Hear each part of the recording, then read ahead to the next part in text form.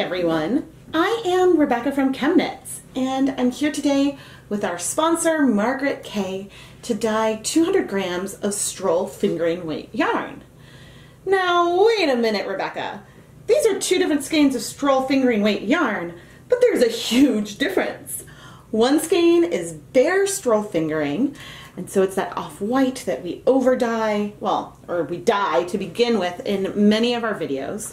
But the second is a hank of Stroll fingering in the color Thunderhead Tonal, which is a beautiful medium gray tonal yarn with just a bunch of gray tones in there.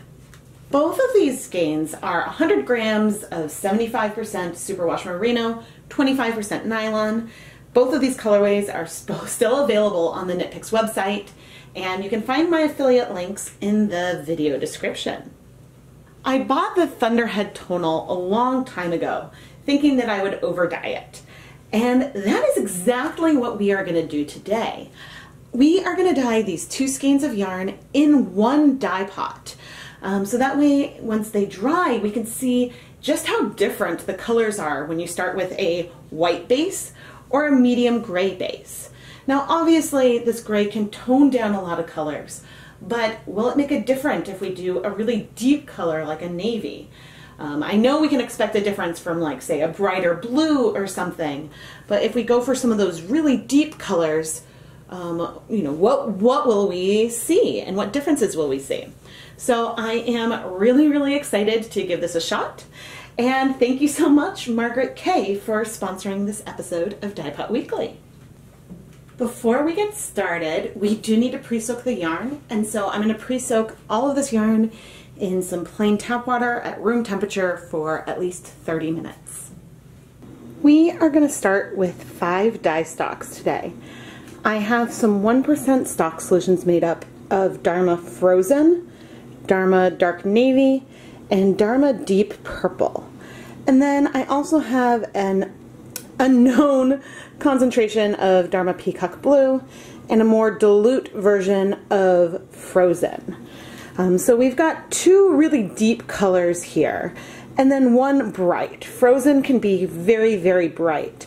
And so my hypothesis is that we'd see the biggest difference between the 2 colors with the Frozen and not as much of a difference with the Dark Navy or the purple. But we're not going to know until we get into the dye pot, and so let's go see how this turns out. I have added our pre-soaked yarn to our dedicated dye pan, and now I'm going to add 4 cups of water that has 2 tablespoons of white vinegar in it, just to see what level of water this gives us. Okay, we are in a really low immersion territory right now. I do want to increase the volume of water, so I'm going to add another 4 cups. Here we go. I do want to have some movement of the colors on the yarn, so I want to, be able to have them in here and a little more free-flowing. I'm going to sort of place this on its side and spread it out. This, I believe, helps get sort of nice color penetration, and then we'll flip it over and dye the other side. The difference between these 2 colorways is really stark. I mean, the gray one is so much darker when wet, but yeah, we'll see how this comes out. I'm on my gas stove right now, and I just turned on the heat. The results could be different if I started with a solid versus a tonal here, but I'm really curious to see how this will turn out in the end. So I'll be back once things have warmed up. Ooh, we got a bit hot. I would say that's heated through and through. I'm going to reduce the heat to low now, and let's start dyeing the yarn. I'm going to start with this miscellaneous Frozen dilution, sort of here in the middle. And you can see I'm squeezing rather heavily. going on to both. And I'm actually going to grab a spoon to help. And actually, this is striking really fast. It's striking pretty fast, actually. I'm going to try taking the lid off, so that way I can pour more than squirt. I have no idea if this color is going to go all the way through or stay on this top edge, but this is one of the things I am curious about. So this dilution actually gives like a really bright punch of color. You can see it on the gray, but it is significantly more muted there. Next up, let's try our more concentrated frozen. This is our 1% stock solution. And I am just sort of going hard down here on this bottom edge. So is it the exact same amount of color on both sides? Not necessarily. Not necessarily at all, but I think that the principle is that it's similar. Okay, so that, it's a little hard to see through the steam, but that is definitely darker than the first one, which obviously makes some sense. But yeah, I mean, I can see it on both. I am curious, I shouldn't, I really want to like go beneath and see how this is looking. But let's try some navy now. And I love that the navy, and I just took the top off so that way I can carefully, probably should have measured. And okay, pouring, it's not the best bet. I wanted to pour because I wanted to sort of get more of the color on at once, but clearly, like I probably should just stick with the squeeze bottle, as I'm now trying to spread this color. Whoops, not necessarily onto the frozen, but spread it down a bit. I mean, that's a lot of dye. A lot of dye. But again, you know, we can, I mean, I can really see a difference between the two, even with that dark color. I am really excited to see how these will turn out, and honestly what Margaret's going to do with them.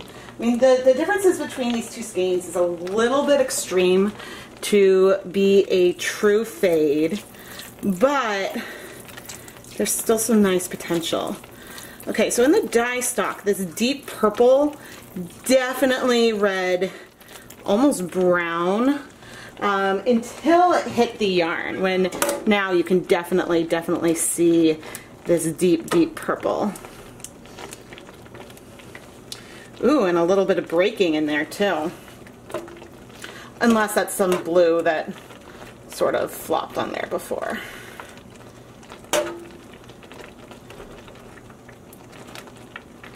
I'm having a lot of fun. I haven't done a colorway quite like this in a while. I have a feeling, I mean, I had 2 tablespoons of vinegar. Maybe I should have gone lower. These are striking pretty fast. I know that I'm going to need to add a fair amount of dye back on the other side. But, all right, let's go in with this last end with some of this frozen.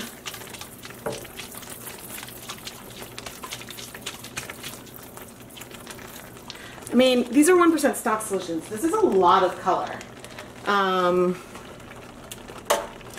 Because I sort of wanted to go for some like big saturated colors, and I definitely want to take extra care. Frozen just strikes really fast. I wanted to take extra care at these ends with these ties to make sure we get some good color there. But yeah, these colors are all striking pretty quickly. Maybe I should have used less acid, but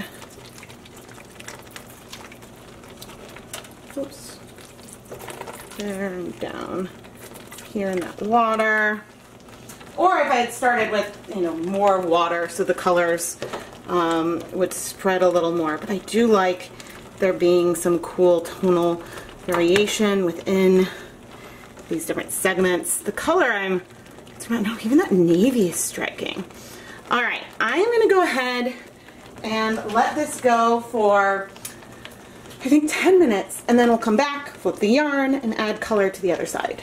I love the way both of these are looking, but something about the richness of this over-dyed yarn, this gray yarn, ooh, I love deep saturated colors. So starting with a saturated base, whether you dye it yourself or over-dyeing a commercial colorway, might be a nice way to go. Certainly in the spots that have less coverage, they feel deeper already. But I like that I can tell the difference between the deep purple and the navy on both of the skeins. All right, now let's flip them over. And I'm gonna do this one at a time. Okay. We actually got some like reasonable, well, certainly like the bottom doesn't have a lot of color on it, but hopefully we got some good color penetration through that one side. And it's a little hot, doing my best to line our things back up ish.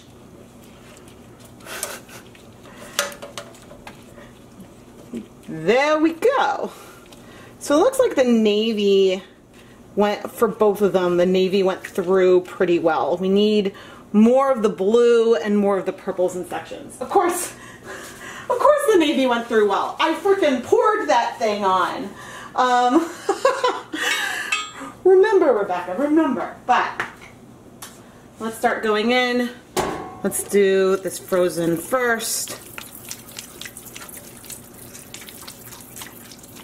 I love how much more you see it on the white.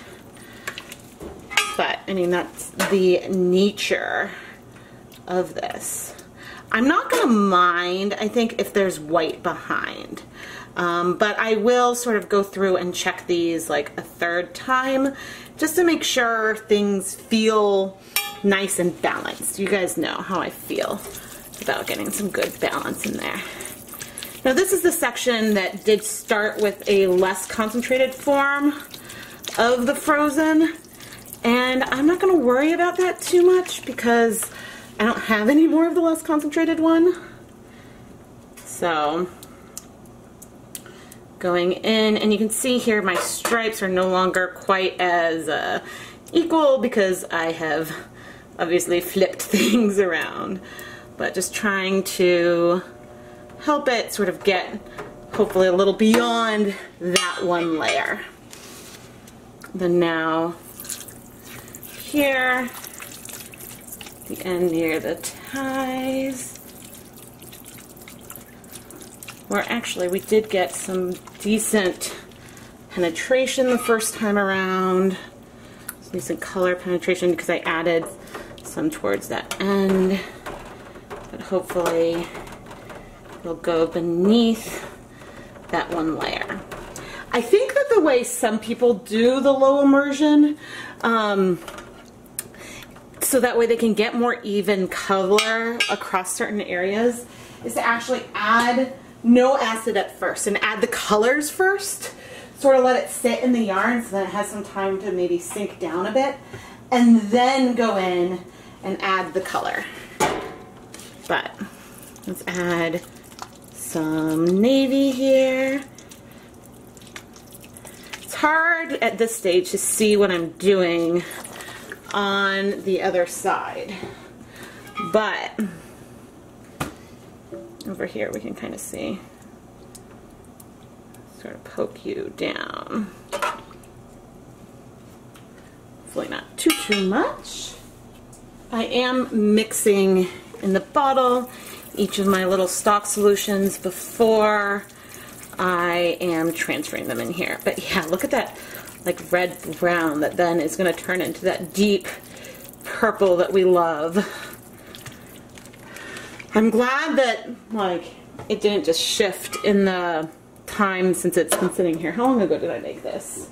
Oh, I only made this about a month ago. So these dye stocks are really not old at all. But let's shimmy you purple in there a bit. And yeah, I think that if I was dyeing just like a deep purple and navy colorway, it would be really, really hard to, it would be a lot harder to tell the difference between the two. Clearly here, I mean, this navy is almost looking black, but on the other side I did see a difference there. So we'll see what happens in another 10 minutes. I'm gonna let this sit. I will say that the gray does almost have like a yellow hint to it, because this is feeling, I mean, I know Frozen has a tiny bit of yellow in it, but this is feeling more like a teal than blue. I just realized I never used any peacock blue. Oh well. Okay, I'm still seeing a tiny bit of purple, but most of the color has absorbed, and I'm gonna pick these up. Oh yeah, I would say most of that color has absorbed. I'm gonna pick it up and sort of lay it down and see where maybe I might want a little bit more color. So I'm sort of opening these up, and it looks like mostly the areas that need a bit more color for both of these might be in these Frozen sections. Maybe I'll add a tiny bit more deep purple in that one too, but hopefully this will be the last pass. Just add a tiny bit more of that deep purple.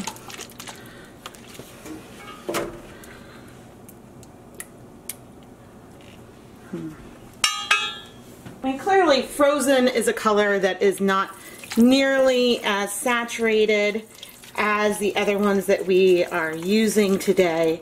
So it sort of makes sense that I would need to use more of it, or it might even just like bind to the yarn faster in general. At least that makes sense in my head. Like, I've seen this with Frozen and a couple other examples as well. But again, I'm not worried about having like 100% coverage. I just don't want there to be any like glaring huge white patches.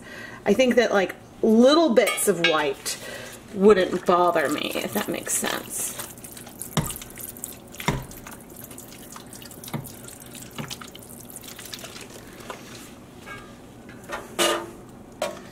But yeah, maybe I should try this again sometime, starting with no acid, and then see where we end up. But I don't know, I think one of the things that's the most fun for me is that I mind seeing some of these little white patches a lot more than I mind seeing little gray patches.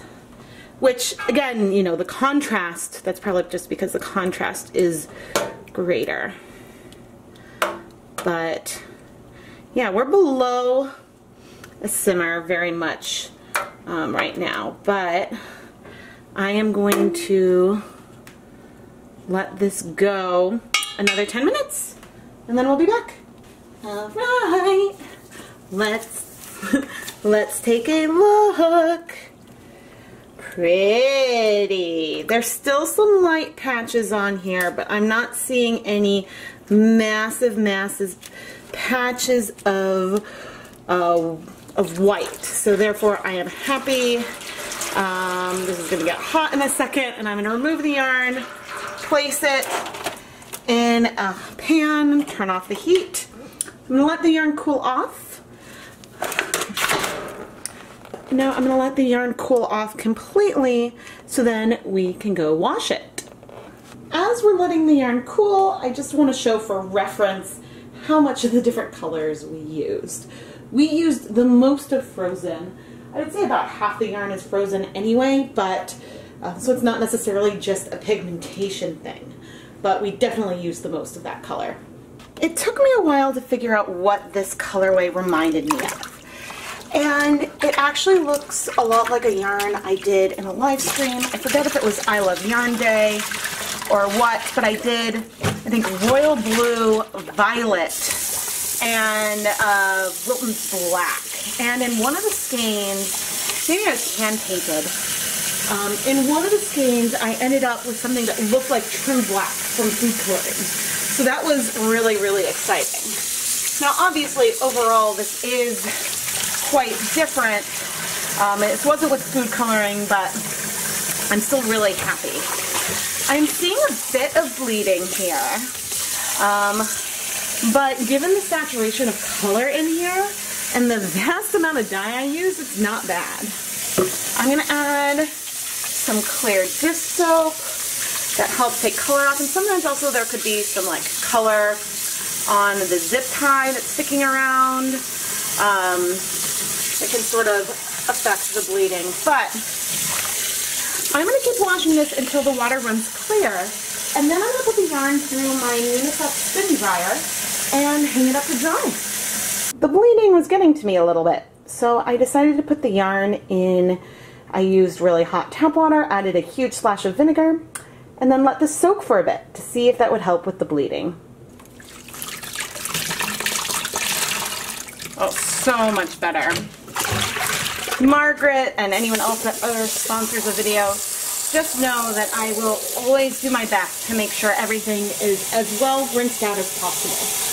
But if you're planning on mixing any hand-dyed yarn with, say, something that's white, maybe do a little swatch and do a little bleed test. Because you can get bleeding even on commercially dyed skeins of yarn. But I think that did the trick. I might see, it could be my imagination, a tiny hint of blue, but I think all of our color is now in our yarn. So now I can place the yarn through the Presoak spin dryer and hang it up to dry. Margaret, here are your 200 grams of finished yarn. I love that I dyed these in the exact same way, and yet they really do feel very much like different colorways. As I suspected, the biggest difference between the three colors that I used is with the color Frozen. It is a bright blue on the bare base, and then on the base that ended up as the tonal gray, it's much more of like a turquoise color. The deep purple and navy look, I guess, closer to one another. There's an element of brightness on the bare yarn skein, I guess in both of the hues, sort of like a hint of a vibrancy. And I think that's because in some places we've got some of that white showing through, so that's those pastels really shine. I think there's a bit more gray peeking through overall on this skein, because when I was dyeing, the gray was so dark while it was wet. Sometimes it was hard to tell if there was dye there or not, which I think is sort of like an amusing little effect.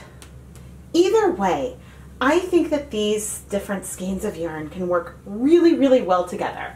Whether you turn them into some kind of fade project or you use them each separately.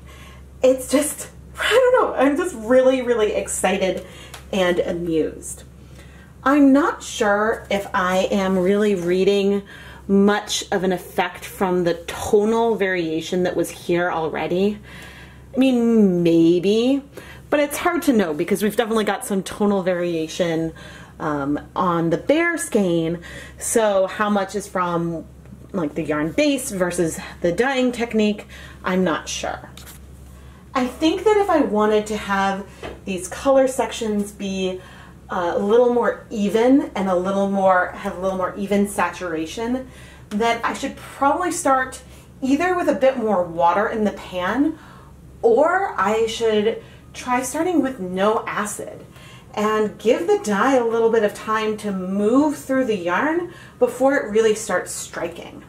The frozen especially was striking to the yarn really, really quickly, which is something I love, but if you wanted a less variegated effect, that might be what I would try. My tap water does lean a little acidic, so sometimes I do see colors bind without the presence of additional acid. So if you're getting different results from me, maybe get some litmus paper and check the pH of your tap water, because that can make a difference, especially with some of the colors breaking that I do in some other videos. Margaret K, thank you so much for sponsoring this episode of Dyepot Weekly. I love the way that this yarn turned out, and I'm really excited to have been able to do this experiment. If you would like to learn more about sponsoring an episode of Dyepot Weekly, check out the listing in the ChemKnits Creations Etsy store. Sponsors get to pick the yarn base that I use in the video and can decide to get either 100 or 200 grams of yarn that I dye in the video. And I take your color preferences into account and design an experiment with you in mind. The final colors you get are a surprise, which I think is half the fun. I am Rebecca from ChemKnits, and if you thought this video was really fun, subscribe! Make sure you're subscribed to the channel, and turn on notifications by tapping that bell icon. And if you're already a longtime subscriber, maybe share a video with your friends and bring more people into the ChemKnits family. Thank you so much for watching.